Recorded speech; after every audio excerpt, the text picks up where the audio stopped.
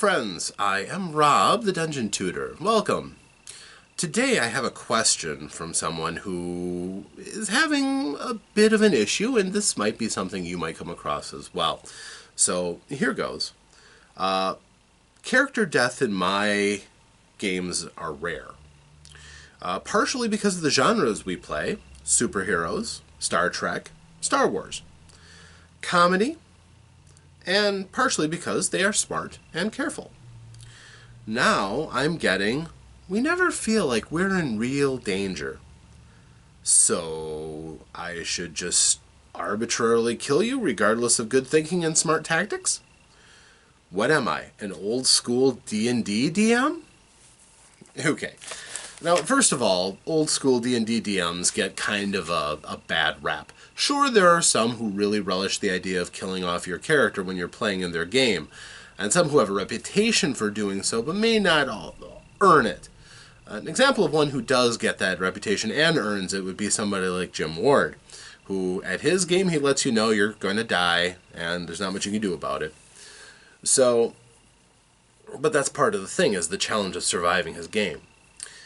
So, when you're confronted with that circumstance, it can be relatively defeating.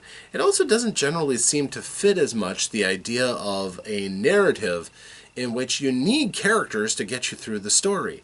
So you don't necessarily want to kill them. And that's just a function of this type of games you might be playing.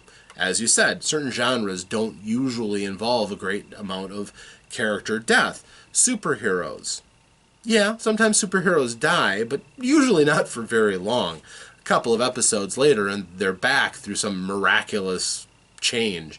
Maybe they've been reincarnated into the body of some Asian assassin. Maybe they've been just buried under rubble and finally got free. You just, superheroes games are kind of strange like that. Comedy, likewise. People can be put into implausible situations, but rarely will they die, because that's not funny and doesn't lend itself well to good comedy. So in a game like Ghostbusters, if you run out of brownie points, for instance, your character isn't dead, you're just hospitalized, and you're out of action for a while. But nobody really dies in those games. So you might think to yourself, what's the challenge of those games if you can't die? Well, two things. Number one, sometimes there's worse things than death, quite honestly. The destruction of property and goods, treasure, can be pretty nasty. So some warriors would rather face death than face a room full of rust monsters, for instance, and watch their precious belongings just crumble around them, even if they themselves are not in any great danger. Having stuff taken away from you, most players would say, is almost worse than having your character killed off, especially if the thing that's taken from you is precious. So, if you are, say, playing as a superhero Iron Man, and your armor gets damaged or destroyed, oftentimes that's a lot more effective than you just getting knocked out. You'll wake up if you're knocked out, and you'll be in your armor and ready to rock again. If your armor gets damaged or destroyed, well, if you're Iron Man, you got to go get another set, because you can't just do field repairs usually on destroyed. So that gives you something that you can do, that you can hold up as a threat to your characters. And all you have to do is do that once or twice, and they'll learn fear. Nobody likes to have your stuff messed with. So that's one thing you can do. Also, there's other ways of striking at player characters that don't necessarily involve death. Maiming and mutilation sometimes is one avenue that has lasting impact that the players may learn to dread. I know back in the day, in 3rd edition, attribute damage was a lot scarier than hit point loss because it was a lot harder to heal and took longer to fix. So, energy drain and levels lost also was a rather severe penalty for the wrong kinds of damage, the kind of things that the players really were scared of. And, that's been with characters ever since the old days. Now, these days, that's not nearly as much of a risk, usually involving multiple saving throws before truly bad things happen and rarely ending in death. So, do you roll back the clock a little bit and start having things that have a chance of death? I don't necessarily think that's the right answer, although you can try it. You can take the safeties off if you like at any time and just say, all right, we're going to experiment with something a little different. You can also play games where there are more things to lose. For instance, Call of Cthulhu, you can get killed, but you can have your sanity pared back too. And once you start dealing with madness and psychosis, your world gets interesting real quick. And players who care about their characters at all will learn to dread that almost as much as they would learn to dread getting knocked out in a fight or the threat of being killed. That certainly can have a long-lasting and dynamic impact on how you're enjoying and experiencing the game. By having something at risk doesn't necessarily mean having your characters' lives at risk. There's plenty of other things to do.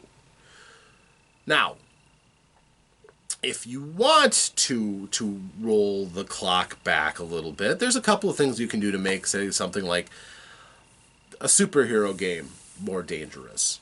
And that is, have people make secondary characters, and then if somebody gets knocked out, they get hospitalized and get taken away, or possibly killed, depending on the circumstances.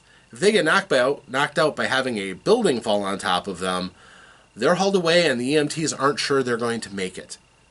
Oh my gosh, this character could die.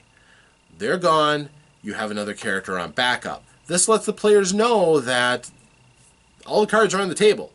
Their characters are on the line. And now, you hope that their next character isn't cooler than the first one, so they're not just sacrificing the first to get at the second. That can happen, but hopefully that's not the case here. But you're sending a signal that even though we're going to be playing this style, it's going to be grittier. And also, it was possible to kill off characters in Star Wars games. If you're playing the classic D6 Star Wars, it could be hard depending on the character you're playing, but it didn't necessarily have to be. Most of your default characters just starting out, a single shot from a blaster rifle, and you're suddenly in very real danger of being incapacitated or badly wounded in a shot. Only with a really heroic roll were you actually going to weather that, or a really poor roll by the Game Master for damage. So there are certain games in that list that can be dangerous. And, if you're playing something like Star Trek, people have weapons that can disintegrate you with a hit. So if it's not feeling deadly, disintegrating somebody, like an NPC that's traveling with the group, maybe somebody they've learned to like, boom! All of a sudden, even though you didn't kill one of the characters off, you killed something they valued, something they had an attachment to. And really, what they're possibly begging for in that statement of it, we don't feel there's any real danger, maybe it's not necessarily danger to their characters' lives you have to consider. Maybe it's danger of the bonds that they might form through the game. I've already talked about their stuff, and that's certainly one of the elements. But their attraction to other NPCs and elements of the world you can constantly pit in danger. In order to stress that those things are in danger, sometimes you have to let the characters lose. And it doesn't always have to be fair. Sometimes some of that can be done off screen, but now all of a sudden the players have lost something. Now they have experienced what loss is like. Not necessarily character death, but they have lost something that they have to fight to get back, if they even can. And that can change your story world altogether and make it seem like there are stakes on the table. But if that doesn't do it for you, well, sometimes you just have to kill somebody, don't you? And that doesn't necessarily mean that you have to ruthlessly go out of your way to kill them, Wrath of God style, using your OPGM powers. No. Sometimes just by letting the dice fall where they may, they're going to have a patch where the dice fail them. It's the nature of dice. You're going to have a time where you throw a boss level encounter and somebody just doesn't roll well. It might also mean that you have to crank up your tactics a bit. It may mean that the creatures might have to look at foes intelligently and say, who can do the most damage to me that I can take out the quickest in this fight? And by take them out, I mean so they don't get back up, because if they have any healing, they can bring people back into the fight. I didn't do my job right the first time. So I need to eliminate somebody. So sometimes, if, say, I'm going to just use 5th edition D&D as an example here. If that means you're in a fight and the boss comes over and he looks at the fight, and he has the ability to, say, strike down the mage, because mages are good targets for that kind of an attack. And then he drops 2 minions on the mage to stab him while he's down, meaning that he's really going to die for real. And assuming that resurrection isn't so common that it's only a nuisance, you know. Say he's also, if that's the case, then he's got a priest with a soul stone ready to suck his soul up so you can't resurrect him. They're going to walk away with his soul, and now his character is gone. What do? You now know they're playing for keeps. They've demonstrated. Their cards are on the table too. They've shown you they aren't in this just to knock you down. They're in it to finish you off. If that doesn't incite your characters and spur them on to acts of desperation, heroism, but feeling like there's an actual credible challenge there, you need to retool your tactics. You need to figure out how to beat the players when they need to be beaten. And I'm not saying go ahead and beat them. I don't say you have to carry through. You just have to know how to do it so that you can threaten the players with something that can challenge their characters credibly, that will look at their strengths, code up against them. They will look at the weaknesses and attack those weaknesses, and try to, say, tie up people who are normally very mobile, attack the people who are weak, hold off the people who are strong and keep them from being able to influence the fight, and then wipe the rest so that you can concentrate on the strong people afterwards. Or if somebody has a real weakness that's obvious, like the barbarian doesn't have any protection for his brain, and you use mind-dominating effects on him to turn him against the group. Classic. It's a classic. But it works really well. And if the players learn from these encounters, maybe after getting beaten sometime and have to retreat, my goodness, that's almost a sin to some players. Maybe they've learned something. Maybe they have been challenged to the point where now they have to fix their tactics. Maybe they have to actually take your stuff seriously. And isn't that what we're really, pushing for? Not necessarily to beat the players, because let's face it, they're the heroes of the story. If they ultimately lose, bad ending. And that's not how a real movie works. That's not how a real book goes through. Not a good one. So if you end up with that kind of a bad ending, yeah, it's not ideal, certainly. The whole concept of the total party kill is not something generally that most game masters court. There's some, but they're usually not very good. But by challenging those characters, by really throwing in threats that can throw them for a loop and hit them where they are not strong, you can threaten them. By threatening to take away something that they can't just gimmick and save, you're threatening them. And there are plenty of ways that you can hurt somebody that doesn't involve killing them.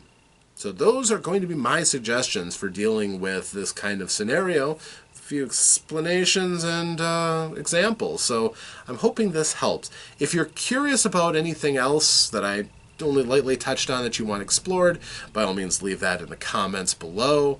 Or if you think that there's something else that could be really useful to a game master whose players don't respect their challenge and don't feel like they're ever in any real danger in the game, just leave in a comment. We'll talk about it, maybe make another video and really explore. But I think this should give somebody a good idea of how to challenge those kind of players who just feel like it's all been too easy.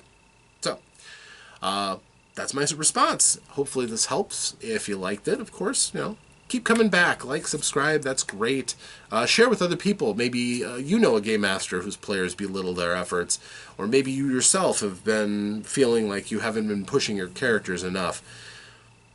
Yeah, retool. Think about what they are, how they are, and how other creatures might see them, and learn how they operate and learn to work against that. So, thank you very much. I'm Rob the Dungeon Tutor, and until the next lesson, this session is over. So until that next time, farewell.